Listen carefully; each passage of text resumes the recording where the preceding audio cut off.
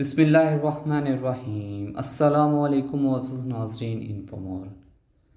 کروڑ پتی مجرم کو پھانسی کی سزا سنا دی گئی اور اس سزا پر عمل درآمد کے لیے اسے شہر سے دور دراز ایک گمنام جزیرے کی جیل میں قید کر دیا گیا تاکہ وہ اپنی دولت یا اثر و رسوخ کو استعمال کرتے ہوئے فیصلے پر اثر انداز نہ ہو سکے۔ کروڑ پتی مجرم نے اس جزیرے پر ہی قسمت آزمائی کا فیصلہ کیا۔ اس کے لیے اس نے جیل کے سنتری کو رشوت دینے کا فیصلہ کیا تاکہ کسی بھی طریقے سے اور کسی بھی قیمت پر جیل کے جزیرے سے باہر وہ فرار ہو سکے۔ سنتری نے اسے بتایا کہ یہاں پر حفاظتی اقدامات بہت سخت ہیں اور کوئی بھی قیدی جزیرے سے باہر نہیں نکل سکتا سوائے ایک صورت کے، جو کہ موت ہے۔ لیکن لاکھوں کے لالچ نے سنتری کو قیدی کا ساتھ دینے پر آمادہ کر لیا۔ اس کے لیے سنتری نے ایک عجیب و غریب طریقہ نکالا اور اس کروڑ پتی مجرم کو بتا دیا جو درج ذیل ہے۔ سنو، جیل کے جزیرے سے صرف ایک چیز جو بغیر کسی حفاظتی انتظامات اور تفتیش کے باہر آتی ہے وہ ہے مردوں کا تابوت۔ جب کبھی کسی کو پھانسی دے دی جائے یا وہ طبی موت مر جائے تو ان کی لاشوں کو مردہ خانوں سے تابوت میں ڈال کر بحری جہاز پر منتقل کر دیا جاتا ہے، جہاں پر غیر مسلح چند محافظوں کی نگرانی میں کچھ سادہ رسومات ادا کرنے کے بعد ان تابوتوں کو قبرستان میں دفن کرنے کے لیے بھیج دیا جاتا ہے۔ وہ محافظ ان تابوتوں کو بحری جہاز سے خشکی پر منتقل کرنے اور پھر دفنانے کے بعد واپس لوٹ آتے ہیں۔ اس کارروائی پہ روزانہ صبح 10 بجے اس صورت میں عمل درآمد کیا جاتا ہے کہ وہاں مردہ خانے میں مردہ اور تابوت موجود ہوں۔ آپ کے فرار کا واحد حل یہ ہے کہ اختتامی لمحات سے پہلے آپ کسی طرح ایک تابوت میں پہلے سے مردہ شخص کے ساتھ لیٹ جائیں۔ معمول کی کارروائی اختتام پذیر ہو، بحری جہاز سے آپ زمین اور زمین سے قبرستان پہنچ جائیں، وہاں جا کر تابوت کو دفن کر دیا جائے اور جیسے ہی عملہ وہاں سے واپس کے لیے نکلے تو میں ہنگامی رخصت لے کر آدھے گھنٹے کے اندر اندر وہاں پہنچ کر آپ کو قبر اور تابوت سے باہر نکال لوں۔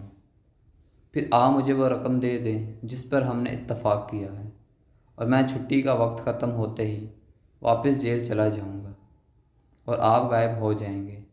یوں آپ کی گمشدگی ایک معمہ ہی رہے گی اور اس معمے سے ہم دونوں کو کوئی فرق نہیں پڑتا۔ آپ کا کیا خیال ہے؟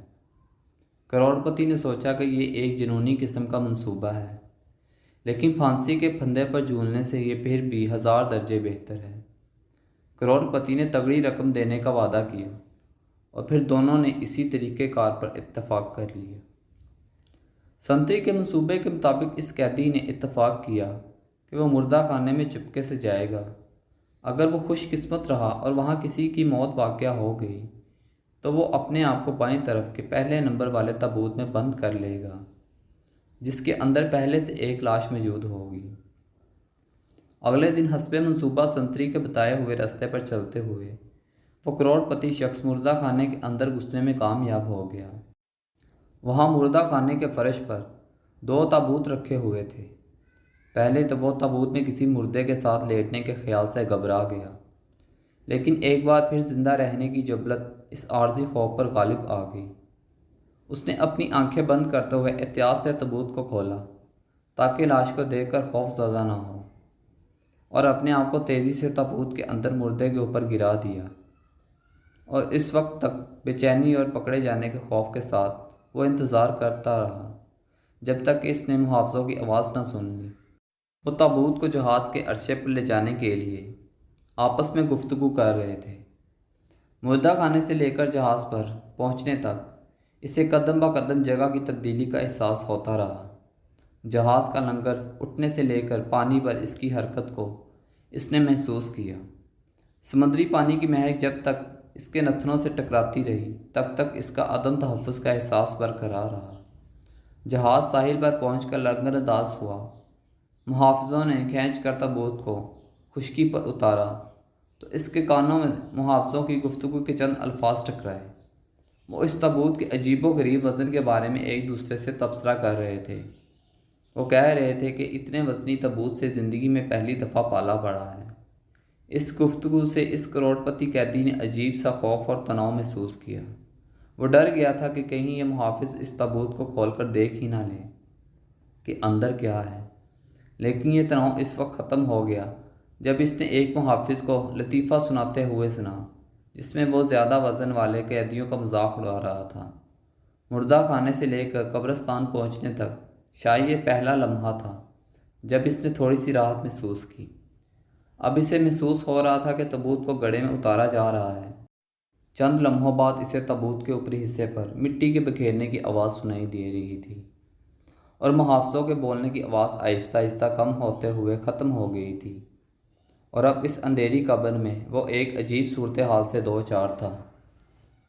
انسانی لاش کے ساتھ 3 میٹر کی گہرائی میں وہ زندہ دفن تھا، اور ہر گزرتے لمحے کے ساتھ اس کے لیے سانس لینا دوبر ہوتا جا رہا تھا۔ اس نے سوچا یہ بات درست ہے کہ وہ اس سنتری پر بھروسہ نہیں کرتا تھا، لیکن وہ یہ بھی جانتا ہے کہ دولت سے محبت سب سے بڑی طاقت ہوتی ہے، اور وہ سنتری وعدے کے مطابق لاکھوں کی رقم لینے کے لیے دولت سے اپنی محبت کی بدولت ضرور آزمائے گا۔ انتظار طویل ہوتا جا رہا تھا، جسم پر پسینے بہنے کا احساس ہو رہا تھا، جیسے ہزاروں چونٹیاں دھیرے دھیرے رینگ رہی ہوں۔ سانسیں دھکنے کی مانند تیز تیز چلنے لگیں، اور حبس سے دم گھٹ رہا تھا۔ خود کو مطمئن کرتے ہوئے وہ کہنے لگا، بس مزید 10 منٹ کی بات ہے، اس کے بعد سب کچھ ٹھیک ہو جائے گا، اور وہ دوبارہ آزاد فضاؤں میں سانس لے گا، اور ایک بار پھر روشنی دیکھے گا۔ سانس لینے میں دقت کے باعث اب وہ مسلسل کھانسنے لگا تھا۔ مزید 10 منٹ گزر گئے۔ اس قبر میں آکسیجن ختم ہونے والی ہے، اور وہ سنتری ابھی تک نہیں آیا۔ اس سوچ میں تھا کہ اس نے بہت دور سے قدموں کی آہٹ سنی۔ ان آوازوں کے ساتھ ہی اس کی نبض تیز ہو گئی۔ ضرور یہ وہ سنتری ہی ہوگا۔ آخر وہ آ ہی گیا۔ آواز قریب پہنچ کر پھر دور ہوتی چلی گئی۔ اس نے محسوس کیا کہ اسے ہسٹیریا کا دورہ پڑ رہا ہے۔ اسے ایسے محسوس ہونے لگا جیسے لاش حرکت کر رہی ہو۔ ساتھ ہی اس نے تصور میں دیکھا کہ اس کے نیچے دبا ہوا مردہ آدمی اس کی حالت پر طنزیہ انداز میں مسکرا رہا ہے۔ اچانک اسے یاد آیا کہ اس کی جیب میں ماچس کی ڈبیا ہے، اور تیلی سلگا کر وہ اپنی کلائی میں بندی گھڑی میں وقت دیکھ سکتا ہے کہ سنتری کے وعدے کے مطابق کتنا وقت گزر گیا تھا اور کتنا باقی ہے۔ اسے امید تھی کہ سنتری کا بتائے ہوئے وقت میں سے ابھی چند منٹ باقی ہوں گے۔ جب اس نے تیلی سلگائی تو آکسیجن کی کمی کے باعث مدھم سی روشنی نکلی۔ شعلے کو گھڑی کے قریب لا کر اس نے دیکھا تو پتہ چلا کہ 45 منٹ سے بھی زیادہ کا وقت گزر چکا ہے۔ گھڑی میں وقت دیکھ کر اب وہ حقیقی معنوں میں خوف زدہ ہو چکا تھا۔ ملجی کی روشنی میں اسے محسوس ہوا اس کا چہرہ مردے کے چہرے کے بالکل اوپر ہے۔ اس نے خود سے سوال کیا، کیا مردہ شخص کا چہرہ دیکھنا اسے مزید خوف میں مبتلا کرے گا؟ تجسس اور خوف کے ساتھ اس نے اپنی گردن موڑی، شعلے کو لاش کے چہرے کے قریب کیا، اور دہشت کے مارے اس کی ریڑھ کی ہڈی میں سرد لہر دوڑ گئی۔ مرنے سے پہلے اس نے دیکھا کہ یہ تو اس شخص کا چہرہ ہے جسے زندہ دیکھنے کی امید میں وہ یہاں زندہ دفن تھا۔ وہ اسی سنتری کی لاش تھی۔